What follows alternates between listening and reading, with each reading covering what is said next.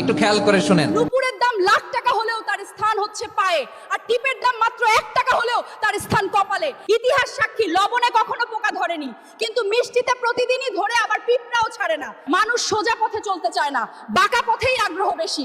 তাই তো মদ বিক্রেতাকে কোথাও যেতে হয় না, কিন্তু দুধওয়ালাকে বাজারে দাঁড়ে দাঁড়ে ঘুরতে হয়। আমরা সর্বদা দুধ বিক্রেতাকে বলে থাকি, দুধে জল মিশাননি তো? আর মানুষ মদে জল মিশে খায়। আজ পর্যন্ত মানুষকে এতটুকুই চিনলাম। কচু পাতা দেখেছেন নিশ্চয়ই, ওপরে সবুজ আর ভেতরে চুলকানিতে ভরা। ঠিক তেমনি কিছু মানুষ আছে, বাইরে থেকে দেখতে ভীষণ সুন্দর পরিপাটি, কিন্তু ভেতরটা আবর্জনায় ভরা। সাপ দুধ খেয়ে বিষ উগরে দেয়, আর গরু ঘাস খেয়েও দুধ দেয়। সুতরাং দোষটা খাবারের নয়, পার্থক্যটা স্বভাবের। নিজের যোগ্যতা নিয়ে কখনো অহংকার করবেন না। মনে রাখবেন, পাথর কিন্তু নিজের ওজনের জন্য জলে ডুবে যায়। কি আজব দুনিয়া জানেন? যার চোখে ঘুম আসে তার কাছে ভালো বিছানা নেই, আর যার কাছে ভালো বিছানা আছে তার চোখে ঘুম নেই।